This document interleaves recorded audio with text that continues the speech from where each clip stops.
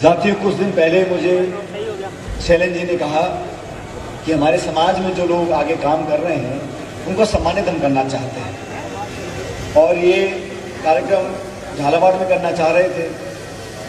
तो मुझे भी लगा कि जैसा किसी ने पहले बोला कि लगभग 3.5 पौने 4 साल हो गए मेरे को आपके बीच में आए,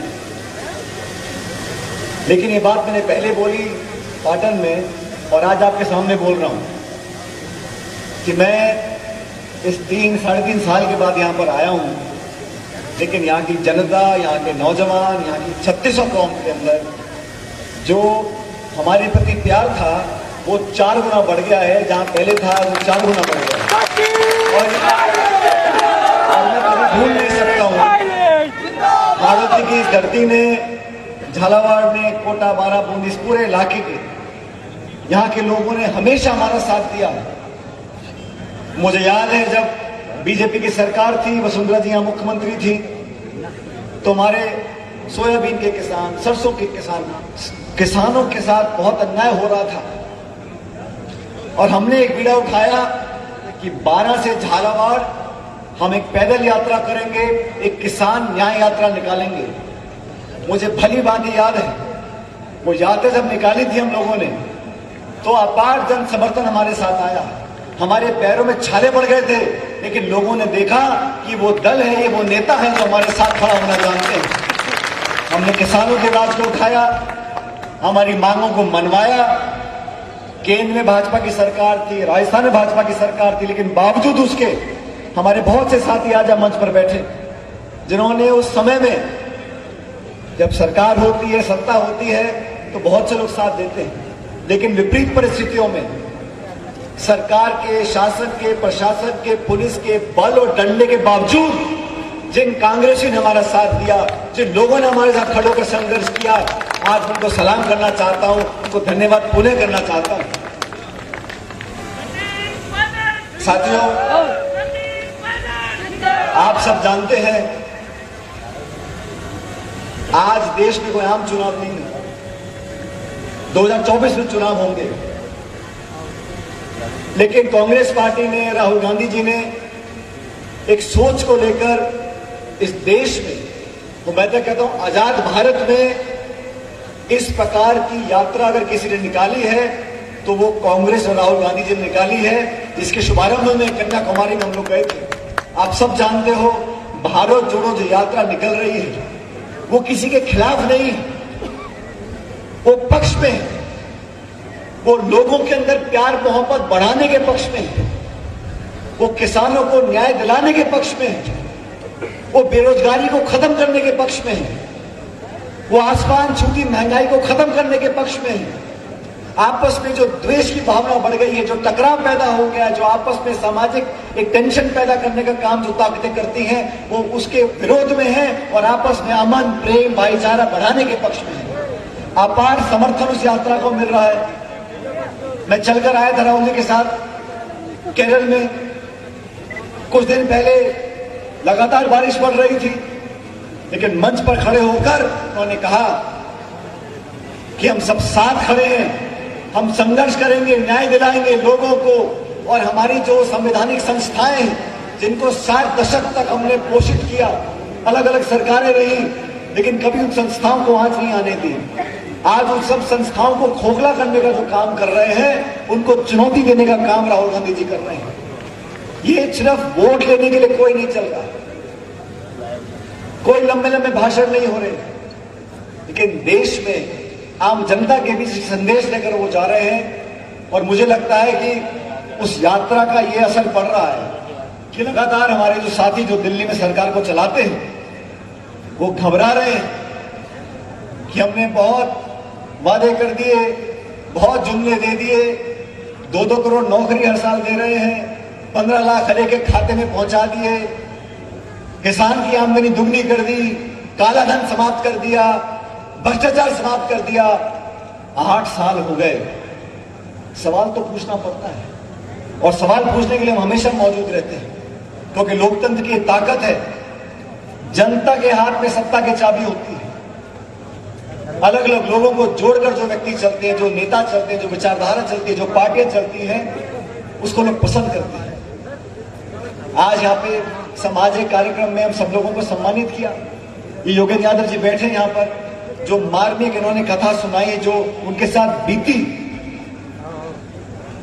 वर्दी पहनकर इंसान अगर दुश्मन की गोली सीने में खा रहा है,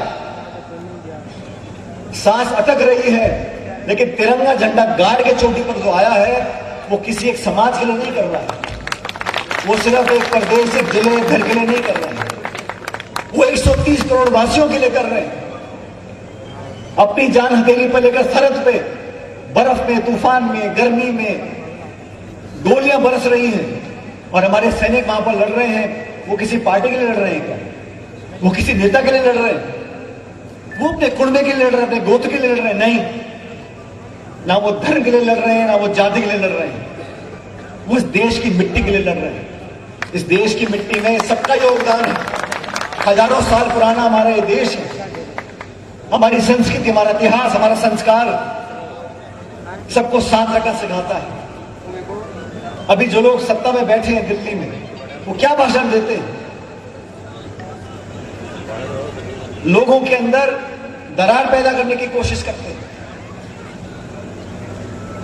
लोगों को आपस में टकराव की स्थिति पैदा करने की कोशिश करते हैं। नाना प्रकार के मुद्दों का रोज टीवी चैनल में, अखबारों में देखता हूं मैं, कोई सर पैर नहीं।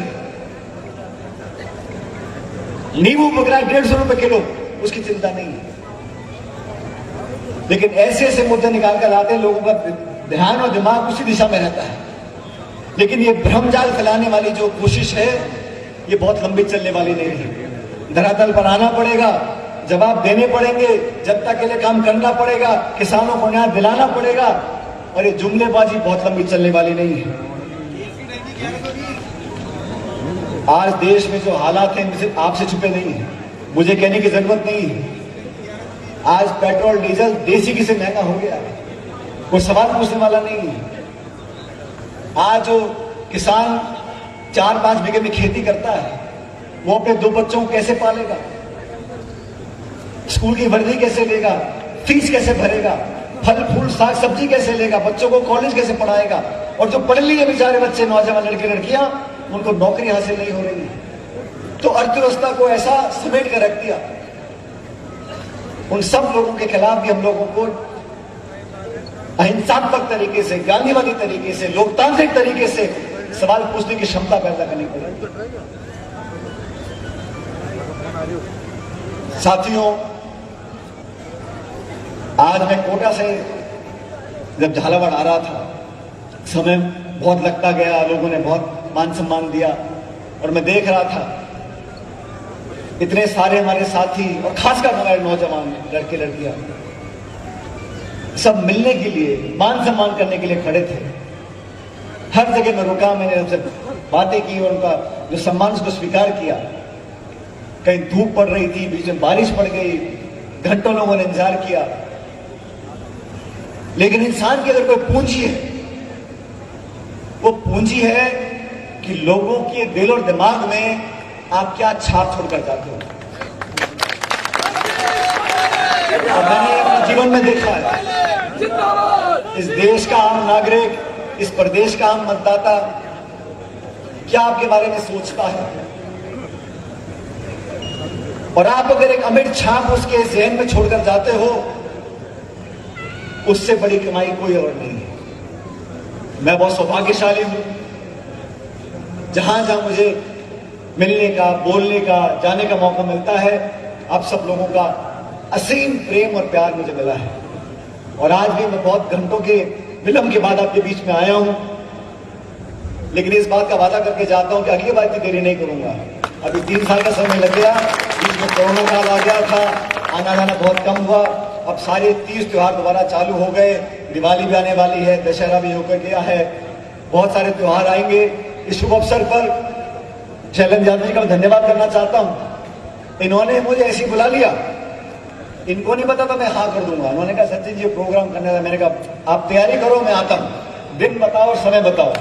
मेरा मन में आप लोगों सब लोगों से मिलने का था, और जो प्रतिभाएं हैं अलग अलग समाजों से, खासकर नौजवान साथी, उनको प्रेरणा देना चाहते हैं, उनके पीठ थपथपाना चाहते हैं। हमने कोई बहुत उनको कीमती तोहफे नहीं दिए, लेकिन आप सबके सामने यहाँ पर उनकी पहचान हुई है, उनको पुरस्कारित किया, उनका मनोबल बढ़ाया, और इसी प्रकार की प्रेरणा नौजवानों को देनी चाहिए। अपार संभावनाएं नौजवानों के अंदर हैं, उनको तलाशना, उनको सही दिशा देना, उनको सही रास्ते पर लेकर जाना, ये हम सब लोगों की जिम्मेदारी है। और खासकर वो लोग जो राजनीति में हैं, राजनीति में जो लोग हैं, चाहे वो पक्ष में विपक्ष में हो, इस देश की दिशा और दशा वो लोग तय करते हैं। इसलिए राजनीति में भी अच्छे लोग, पढ़े लिखे लोग, समझदार लोग, सच्चे लोग, जमीन से जुड़े लोग, अच्छी सोच रखने वाले व्यक्तियों को अगर हम राजनीति में लेकर आएंगे, तो मैं समझता हूं प्रदेश और देश का भला होगा। आप सबने बहुत मान सम्मान किया और मुझे यहां पर आने का मौका दिया। मैं एक बार पुनः तमाम उन साथियों को दोबारा शुभकामनाएं देना चाहता हूं जिन्होंने ये आज पुरस्कार हमारे हाथों से लिया, और शैलेंद्र जी का, उनके तमाम साथियों का, समाज के सभी बंधुओं का, क्योंकि एक व्यक्ति अकेला कुछ नहीं करता, पूरी टीम साथ लगती है। आपने इस कार्यक्रम का आयोजित किया, मुझे यहाँ पर बुलाया, मेरी बात को सुना, और आप लोगों ने भी यहाँ मुझे जो प्यार दिया, और योगेंद्र यादव जी ने जो बातें बोली, मैं सुन रहा था और मैं समझ सकता हूँ। एक फौजी जब एक बात बोलते हैं तो वो लोगों के गले में उतरती है, और आपने जिस वीरता के साथ लहूलुहान होने के बावजूद दुश्मन के चुनौती को स्वीकारा, अपनी जान की परवाह किया बिना आपने सब लोगों को यहाँ पर सुरक्षित रखा। आप सोच नहीं सकते कि यहाँ जितने लोग बैठे आपकी बात को सुन रहे थे, वो कितने कायल हैं आपके, और जीवन भर आपके हमारी रहेंगे। मैं आपको साधुवाद देता हूँ, आपको धन्यवाद करता हूँ, और इस मौके पर आप सब लोगों का मैं बहुत बहुत आभार व्यक्त करता हूँ। मेरे साथ जोरदार नारा दो, भारत माता की, भारत माता की, भारत माता की। बहुत बहुत धन्यवाद। राम राम साहब। अब मैं मनीष जी यादव से आग्रह करूंगा कि आए और पधारे हुए सभी अतिथियों का आभार व्यक्त करें। आदरणीय मनीष जी यादव, आभार व्यक्त। आदरणीय सचिन